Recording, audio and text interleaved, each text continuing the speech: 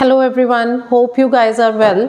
तो बच्चे आज जो हमने टॉपिक स्टार्ट करना है ये आपकी +1 की ह्यूमन फिजियो का टॉपिक है। उसमें आपका एक चैप्टर है breathing and exchange of gases, उसी का ही ये एक टॉपिक है। टॉपिक का हमारा नाम है बच्चे मैकेनिज्म ऑफ ब्रीदिंग।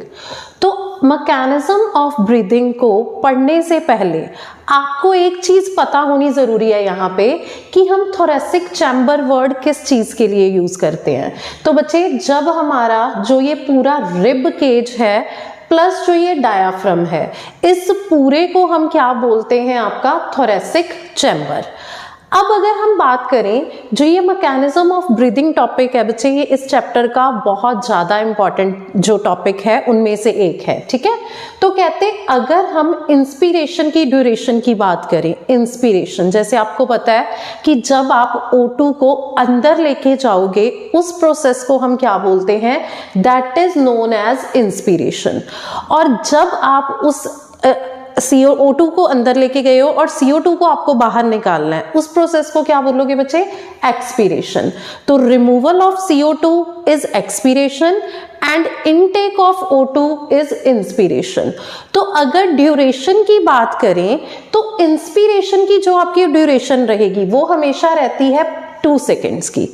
जो आपकी एक्सपीरेशन की ड्यूरेशन है वो बच्चे कितनी रहती है, वो रहेगी 3 सेकेंड्स की। तो अगर अब हम एक ब्रीदिंग साइकिल की बात करें, ब्रीदिंग साइकिल का मतलब क्या हुआ यहाँ पे बच्चे, आपने एक सांस कंप्लीट ली है, मतलब आप O2 अंदर लेके गए हो और CO2 आपने बाहर छोड़ी है, तो वो कंप्लीट साइकिल फिर कितने टाइम का हो जाएगा, 5 सेकेंड्स का, क्योंकि 2 सेकेंड यहाँ यूज हो रहे हैं, 3 यहाँ हो रहे हैं। तो अल्टीमेटली एक साइकिल बच्चे कितने का हो जाएगा, आपका 5 सेकेंड्स का। और इन 1 मिनट अगर हम बात करें तो टोटल हमारे 12 to 16 साइकिल्स ऑफ ब्रीदिंग चलते हैं हमारी 1 मिनट के अंदर बच्चे, क्लियर है। तो अब आगे चलते हैं बच्चे। अगर हम अब आगे बात करें, सॉरी जस्ट अ मिनट, हाँ जी, तो अब आगे चलते हैं बच्चे। आगे अगर हम बात करें कि कौन कौन सी हमारी मसल्स हैं जो ब्रीदिंग के अंदर इन्वॉल्व रहती हैं, तो ब्रीदिंग के अंदर बच्चे बेसिकली हमने एक तो बात करनी है इंटरनल कॉस्टल मसल्स की।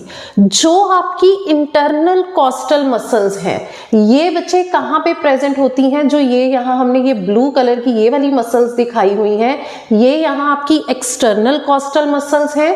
ये जो आपकी यहाँ इस तरीके से हमने ये सारी शो की हुई है बच्चे, ये आपकी क्या है, ये आपकी इंटरनल इंटरकॉस्टल मसल्स हैं।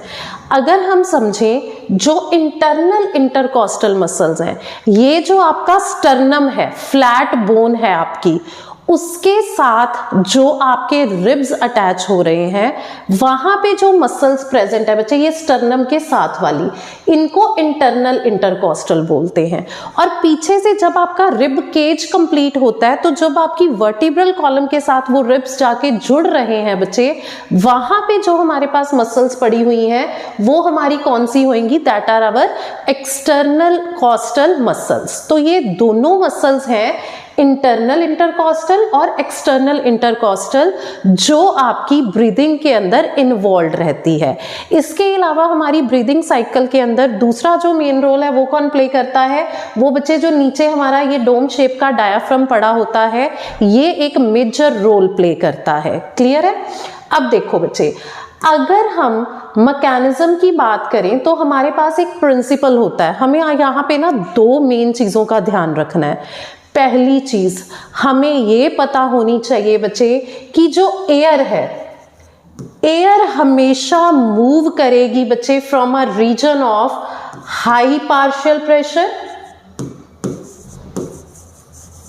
To a region of low partial pressure. अब बच्चे what is partial pressure, partial pressure क्या चीज है, जब हमारे पास मिक्सचर ऑफ गैसेस पड़ा हुआ है, उस मिक्सचर ऑफ गैसेस के अंदर एक इंडिविजुअल जो गैस है उसका जो प्रेशर है उसको हम पार्शियल प्रेशर बोलते हैं। That is pressure of an individual gas in a mixture of gases. उस चीज को हमने क्या बोल देना है, उसको हमने पार्शियल प्रेशर बोल देना है। तो कहते एयर हमेशा हाई पार्शियल प्रेशर से लो पार्शियल प्रेशर की तरफ मूव करती है। अब बच्चे दूसरी चीज जो बॉयल्स लॉ है, आप फिजिक्स के अंदर भी पढ़ते हो। बॉयल्स लॉ में हमने क्या बात करनी है, अगर बॉयल्स लॉ में देखें हमें एक चीज पता है कि जो प्रेशर है और जो वॉल्यूम है वो एक दूसरे के इन्वर्सनली प्रोपोर्शनल है। इन्वर्सनली प्रोपोर्शनल मींस आपके पास बच्चे एक बैलून है, आपने उसको प्रेस किया, जब आप उसको प्रेस करोगे तो आप देखोगे उसके अंदर प्रेशर ज्यादा बढ़ जाएगा, ठीक है, और ज्यादा प्रेस करोगे तो बैलून फट जाएगा। क्यों? क्योंकि उसकी वॉल्स पे प्रेशर एक्सर्ट हो रहा है। कैसे एक्सर्ट हो रहा है कि उसके अंदर की जो वॉल्यूम थी वो कम हो रही है, जिस वजह से वो जो एयर थी वो बैलून के ऊपर अब प्रेशर उसने लगाना स्टार्ट कर दिया है। तो जब बच्चे हमारे पास वॉल्यूम कम होगी तो प्रेशर हमारे पास, हम बोल सकते हैं सॉरी, जब प्रेशर कम होगा तो हमारे पास क्या होगा, वॉल्यूम यहाँ पे ज्यादा होएगी और इसका वाइस वर्सा चलेगा यहाँ पे। ये हमेशा इन्वर्सनली प्रोपोर्शनल चलता है बच्चे, ठीक है, क्लियर है। अब देखो, जब हमने यहाँ पे पहले बात करनी है नॉर्मल इनहेलेशन की, अब हमने क्या करना है, एयर को अंदर लेके जाना है, CO2 को इनहेल करना है। तो उसका क्या प्रोसेस रहेगा बच्चे, उस टाइम पे अब हमने करना क्या है। आप एक चीज सोचो, अगर एयर अंदर लेके जानी है दैट मीन्स लंग्स का प्रेशर क्या होना चाहिए, कम होना चाहिए as compare to the atmospheric pressure. तभी बच्चे एटमॉस्फेयर से वो वाली O2 आपके लंग्स में एंटर करेगी। तो अगर हम एटमॉस्फेरिक प्रेशर की बात करें बच्चे, एटमॉस्फेरिक प्रेशर को हम हमेशा लेके चलते हैं 760 mmHg, ये आपका एटमॉस्फेरिक प्रेशर रहता है, ठीक है। अब देखो कहते क्या है, अगर हम प्रेशर आउटसाइड देखें तो वो क्या है, हाई है, वहां पे 760 mm हो गया, लेकिन इनसाइड द लंग हमें प्रेशर क्या चाहिए बच्चे, लो चाहिए। तो इंस्पिरेशन के टाइम पे जो प्रेशर आपके लंग्स के अंदर होता है बच्चे वो कितना होता है, 758। तो इससे कम हो गया प्रेशर। अब अगर हमने ये प्रेशर कम किया है दैट मीन्स हमने क्या किया है, वहां पे वॉल्यूम इंक्रीज की है, ठीक है, वॉल्यूम ज्यादा की है तभी जाके प्रेशर कम हुआ है बच्चे।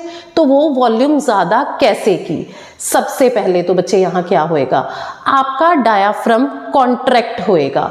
नॉर्मली आपके डायाफ्राम की ये शेप होती है डॉम शेप, वो बच्चे कॉन्ट्रैक्ट करके ऐसे फ्लैटन शेप में हो जाएगा। तो कोई चीज ऐसे थी वो ऐसी हुई, तो ऊपर क्या हुआ, जो एरिया था वो बढ़ गया, ठीक है। तो वही हमें करना था।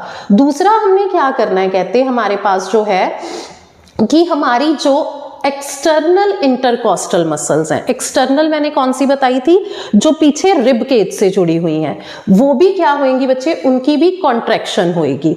अब देखो वो मसल्स जब पीछे को कॉन्ट्रैक्ट हो रही हैं तो आपका फ्रंटल एरिया क्या हो रहा है, बढ़ रहा है बच्चे। तो इस वजह से एरिया ज्यादा हो जाएगा, वहां पे प्रेशर कम हो जाएगा और जो एयर है बच्चे वो इनसाइड मूव हो जाएगी, ठीक है। ठीक इसी तरह से अब अगर हम बात करें बच्चे यहाँ पे एक्सहेलेशन की, कि एक्सहेल कैसे करना है, तो एक्सहेलेशन के टाइम पे क्या होएगा, अब हमें कंडीशन उल्टी करनी पड़ेगी बच्चे। अब हमें अंदर प्रेशर ज्यादा करना है तभी एयर बाहर निकाल पाएंगे। तो जैसे मैंने कहा एटमॉस्फेयर का तो रहना है 760, ठीक है। इस टाइम पे एक्सपीरेशन के टाइम पे क्या होएगा बच्चे, आपके लंग्स में हो जाएगा 762।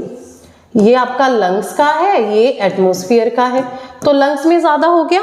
तो उस टाइम पे फिर क्या होएगा, जो आपका ये फ्लैटेंड हुआ डायाफ्राम था वो अपनी ओरिजिनल पोजीशन पे आ जाएगा बच्चे, सिंपल, ठीक है। तो जब ओरिजिनल पोजीशन पे गया, एक तो एरिया वैसे हो गया, दूसरा बच्चे क्या होंगी, जो आपकी एक्सटर्नल इंटरकॉस्टल मसल्स वो भी कॉन्ट्रैक्ट की हुई थी ना, पीछे को खिंची हुई थी, वो भी रिलैक्स स्टेट में आ जाएंगी, जिस वजह से क्या होएगा बाद में बच्चे, इस जगह पे हमारा प्रेशर ज्यादा हो जाएगा वॉल्यूम कम होने के कारण। क्लियर है, और जो एयर है उसको इजीली हम एक्सहेल कर पाएंगे। और एक चीज जो यहाँ पे आपने मस्ट याद रखनी है कि जो नॉर्मल इनहालेशन है, जब आप सांस को अंदर लेके जा रहे हो बच्चे, वो कौन सा प्रोसेस है?